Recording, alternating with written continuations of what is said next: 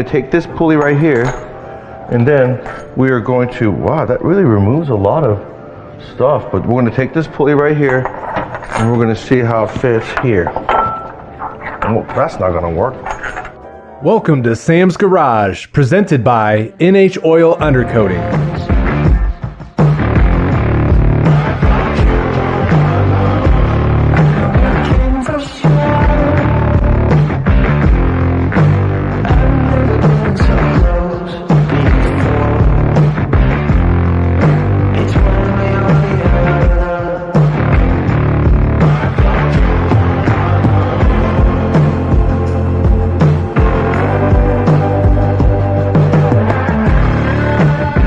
Welcome to a new episode of Sam's Garage. First up, we're giving the Summit Racing Bandit project a serious rear-end overhaul, upgrading the axle and differential to get ready for a 5-speed TKX setup. Then we turn to our Holley OBS 454, where we tame the big block with a front-runner system built for strength and simplicity. Today, we're highlighting a serious sideways machine, Derek Carter's LS Swap 240SX drift car. And finally, we bring back Jeff's 94 Mustang for a round of maintenance and repair to keep this 25-year-old Street Fighter rolling strong.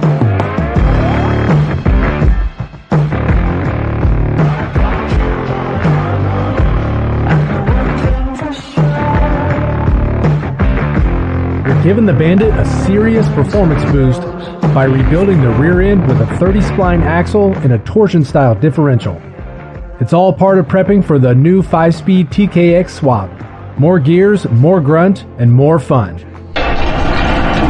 So this week on Sam's Garage, we're going to be working on our Summit Racing Bandit project by upgrading the rear end. I went to Ron's Machining Service and I got a couple different options here. We're going to go with a 30-spline axle. So we have a true track torsion style differential here and a clutch style differential here. Now this is adapting an 8.5 housing into an 8.6. The bearing kit that you need is going to be supplied as well. This is the master kit. This is the installation kit that's going to give us everything we need to make everything in that housing new. Now in this particular application, we're going to go with the torsion style because it's a lot stronger. It's going to be a little bit louder when going around corners, but then I don't have to worry about the smell of the additive on that one. All right, so let's get this installed. Sounds good. So what we're going to do is we're going to rebuild this differential, right? And there's only a little bit of room here. Since we're going to be replacing the fuel tank with a new EFI one from Summit, take it out. Go ahead and take it out now. Gives us plenty of room to work in there. That makes sense.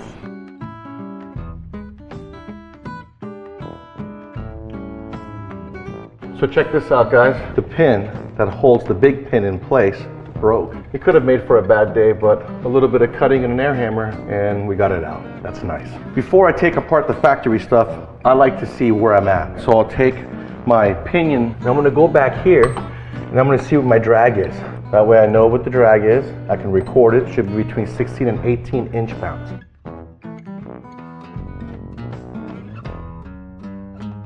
When it comes to your pinion, you want to match the shims that are in between the pinion and the bearing here. I have already replaced the seal and the bearing. I'm going to put this guy in through the front. I'm going to put the pinion on.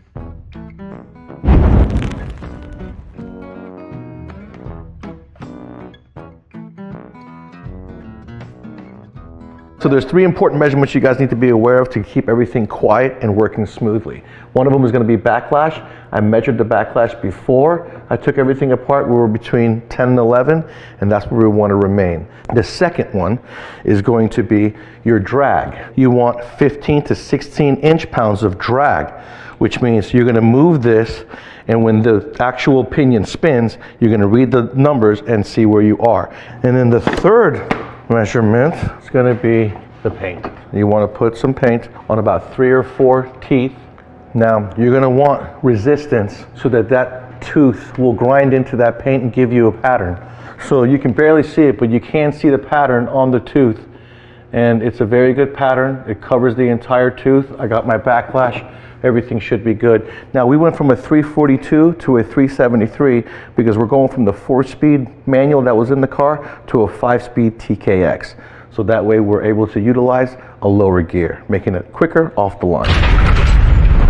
Well, that's a big job. but well worth the upgrade once you're done. Now, I love Ron's Machining Service because they've got all the parts you need to completely overhaul and rebuild your factory OEM rear end and upgrade it like we just did. Yeah, that was not an easy job. Luckily for me, my responsibility was just holding the flashlight, but I learned a lot watching you do this. And I will say, while all the parts are really high quality and they come packaged really nicely, know what you're getting into before you start this job, because once you get into all those different gears and shims, and there's a lot to it. And then I'm not putting the cover back on or my Amsoil gear loop because I'm going to be putting a set of Willwood brakes in the rear. So I got to take my C-clips back off, remove the axles, put everything on, then I can go in and complete it all. Absolutely.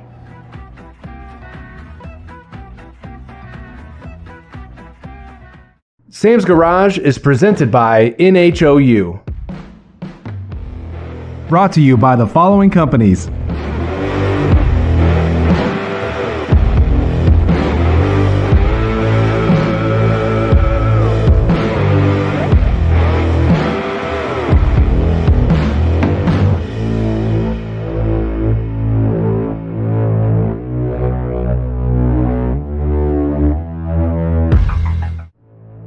Welcome back to Sam's Garage, presented by NH Oil Undercoating.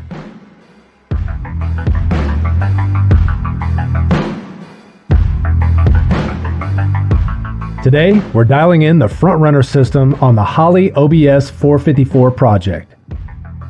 With 6 solid mounting points and a compact design, it's tidy, it's tough, and it's built to keep the belts where they belong, on the pulleys, not the highway. So this week on our Holley OBS 454 project, we're going to install the front runner system, and I've got a nice reliable one because we have 6 points that this thing's going to mount to the front of the engine. And this mid unit right here is going to house the compressor, the alternator, the water pump is serviceable, and the power steering pump. The cool thing about this pump is a Gen 2 GM pump with the reservoir attached to it, takes out one variable, makes it a lot easier to install. This kit comes with everything we need, including the hardware, the belt, the plug for the alternator, and a tensioner that's not going to put too much tension on it, making that belt squeak.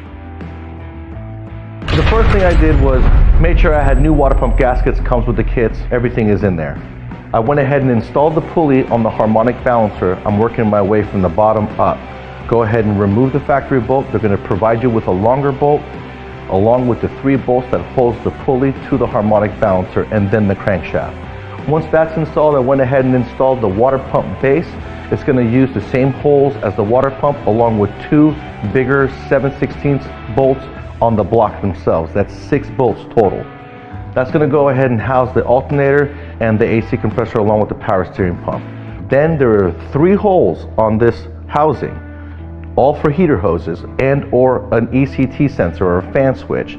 I'm going to use 2 of the 3 holes, the one on the very bottom for the 1/2-inch heater hose, then the one on top for the 5/8 heater hose, and I went ahead and plugged the other one because the manifold has all the provisions I need for the ECT sensors. So now all I got to do is when I install the cooling system is run a couple of heater hoses to those points and I should be good to go. What I went ahead and did next was put on the power steering pump and the water pump. They're completely installed, but before you install that power steering pump, make sure to read the instructions because in it comes a high pressure relocation hose that's metal that you have to install before you put the pump in place. So install that, put the pump in place, water pump's in place. I went ahead and installed my alternator before I pressed on the pulley for the power steering pump, just because sometimes you have interference. So just to make sure I have no interference, I went ahead and installed the alternator. Then I went ahead and installed the tensioner and the AC compressor. Now the housing has slots so you could slide your AC compressor with the hardware in and out of its place. My valve covers got in the way, so all I did was loosen the passenger valve cover, lift it up a little just to get the hardware in on the left side of the compressor. Went ahead and installed it, put my serpentine belt on, everything's good to go. The final thing I did was make myself a new power steering pressure hose. I got a kit from Summit, went ahead and installed it.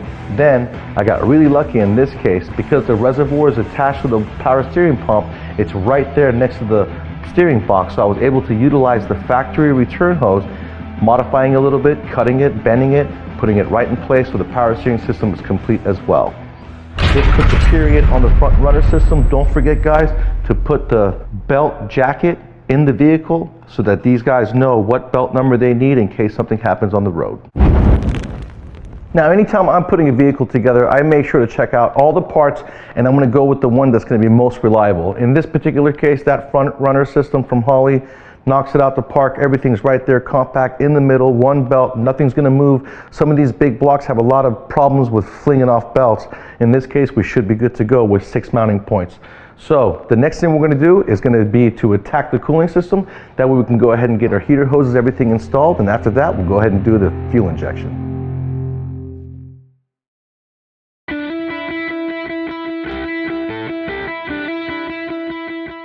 Back in the mid-'80s when Radio Shack existed, I was in love with the Audi all-road remote control car. That's what got me into motorsports. It first started with one of these powered vehicles, like you see my little Savoy Bug right there, and then the Hot Wheels. All right, these are old school collections. You can purchase everything you see here at Summit Racing. It's not just about older gearheads building motors and fast cars. You youngsters out there, you need to go to Summit Racing and check out something like this, the evolution of the remote controlled RC car. Used to be battery operated, they would last 5 minutes, and then we went to nitromethane, they would last a lot longer, but they weren't very durable. This thing's probably gonna do close to 100 miles an hour. It comes with accessories where you can customize it. It comes with a bag of tools where you can work on it. It comes with all the stickers so you can customize it. And you can get everything you see here at Summit Racing. If you want to get started into motorsports, this is where you need to start. Then you're going to move up to a big car, right? Yeah, not only that, Summit Racing actually has a lot of toys for kids. If you've got a child or a grandchild that's interested in cars, they've got little workbenches and stuff too that's really cute. Welcome back to more Sam's Garage, presented by NHOU.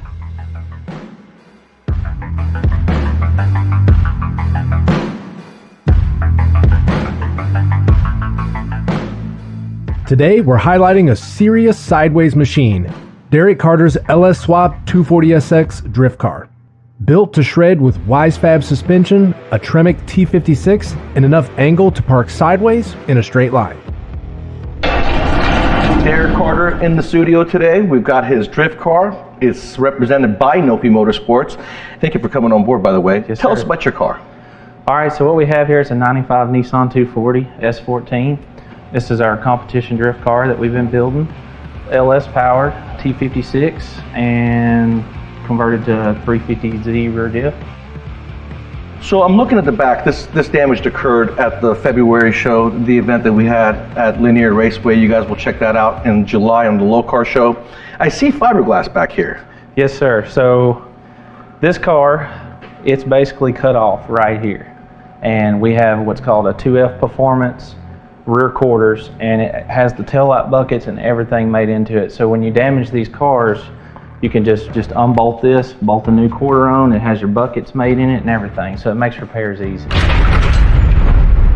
Now, what does it require in modifications for you guys to get that angle in the steering? So there's different ways to go about it. If you're on a budget, you can modify your original knuckles, and you're basically the tie rod end, you're going to move it closer to the spindle. And what that does is when you turn, it changes that pivot point, creates more angle. And then once you start competing, you get into what's called a Wisefab or FDF. And this car has a Wisefab on the front of it. And this one's a version 1. And we also have a Wisefab on the rear. With drifting, sometimes people think we're on a special tire or we don't want a lot of grip, we're just sliding around. It's not like that at all. We're chasing grip. It's all about getting the most grip you can get. Really? Yes. It's a battle between grip and horsepower. So many different ways you can approach it. I personally run a 240 because I like the way they look. Yeah.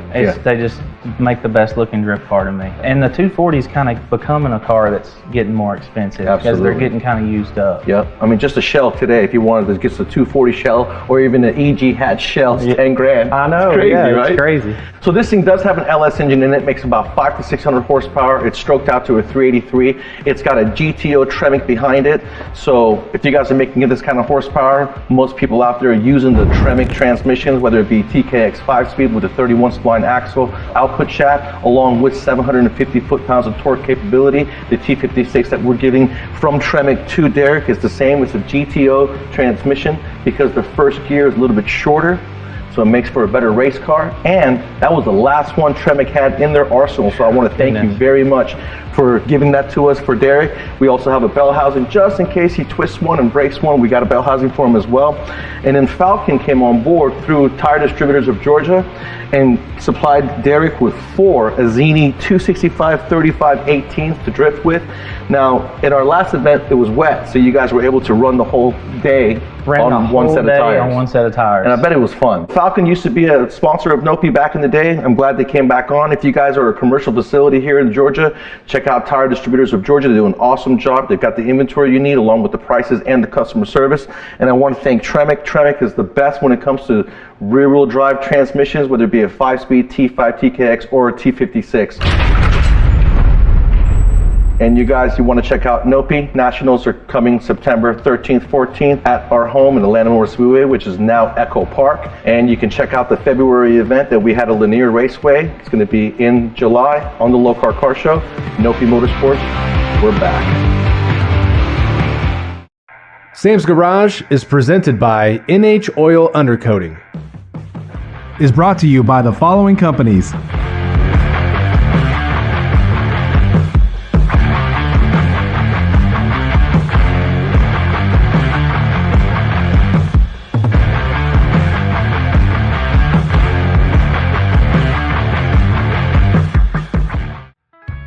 Welcome back to Sam's Garage, presented by NHOU.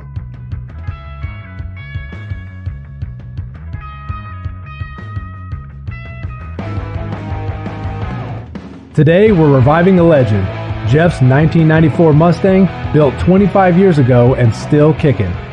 It rolled in with a vacuum leak, a tired brake booster, and a shifter setup that said no thanks to second, fourth, and reverse. Today we have Pepper, our new little puppy, in the shop along with Jeff's 1990 Ford Mustang. Do you remember this from 2000? I do remember it. It actually looks a lot better than it did the last time it showed up here. So 25 years ago, we built this car, okay? And Jeff brought it back to me in 2020 to have it rebuilt. And now it's here for a little bit of maintenance. We got a vacuum leak. 2 fourth and reverse is gone in the transmission, so we went to Tremec, got a T5. We're gonna put this thing back together, put it back on the road for another few years until his next oil change. And I'm gonna have Pepper do all the work.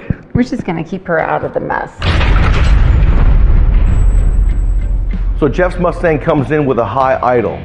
A high idle or a surging idle usually means that it's a vacuum leak. Now, a lot of the newer cars in the last 15, 20 years, they don't have vacuum operated solenoids anymore. So the only thing, if there is a vacuum source, is gonna be for the brake booster. In our case, it's old school, 35 years old. We have a lot of stuff running off vacuum. So when he came in, I had put 2 caps on the distribution block on this car 5 years ago. Those caps, I showed you guys, get dry rotted. It's very important that when you guys are doing routine maintenance every year, you look at those caps. If you see any cracking, go ahead and replace them. So I went ahead and replaced them, got rid of the vacuum leak, but then we also had a brake booster problem, hard brakes, and on the inside of the car, when the car was running and you apply the brake pedal, you can hear the hissing noise going in on the inside of the cab, which tells you the diaphragm inside the booster is bad, and you got vacuum leaking from the engine through the brake booster.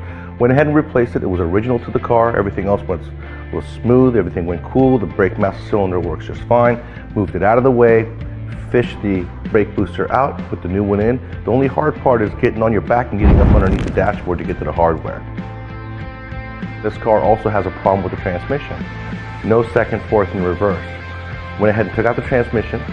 Now, fourth and reverse, we lost for another reason. This thing's always lost second gear. It's been 5 years, it's had no second gear. But fourth and reverse, the reason why it went away is because if you looked at the jam nut and the screw, which is the limiter screw on the aftermarket short shifter, it had backed off and the screw had pushed itself towards the shifter itself. So that when you're pushing the shifter down into the gear, the screw was actually stopping it from going into gear. So it's very important that you guys adjust those accordingly. Make sure that when it's in gear, that the screw head just touches the rod, then double nut it. That way you know that the nut's not going to come off and they'll stay put. You won't have an issue going down the road thinking your transmission's bad when really it's just a simple screw adjustment. Went ahead and replaced the transmission. We got second gear back, put everything fresh, put a new clutch in it, Everything is good. This thing's ready to go back to Jeff. We went ahead and changed the oil, went with synthetic 5W30 AMSOIL, went ahead and went with synthetic ATF for the transmission from AMSOIL. This should last a long time. I shouldn't see this car for at least another 5 years. Now, when you guys are working with something that's 35 years old like this Ford Mustang, make sure that when you're doing your maintenance to keep your eyes open for anything else that may be hitting you in the face, like the rear hangers on the mufflers, completely dry rotted and cracked. Went ahead and got new ones. We want to go ahead and install them. If those hangers were to fail, the mufflers are going to fall because you only got the 2 hangers in the back and what's connected to the headers.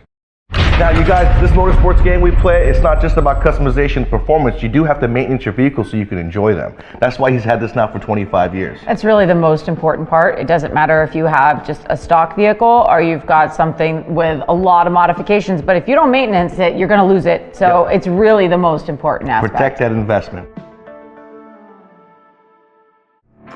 Be sure to check out Sam's Garage on these other media platforms. Send us questions and feedback to info@samsgaragetv.com. From rebuilding rear ends to refreshing classics, it's been a full day in the garage. The Bandit's stronger, the 454's cleaner, and Jeff's Mustang is shifting like it should. Thanks for watching Sam's Garage, where maintenance meets muscle and every project drives a story forward.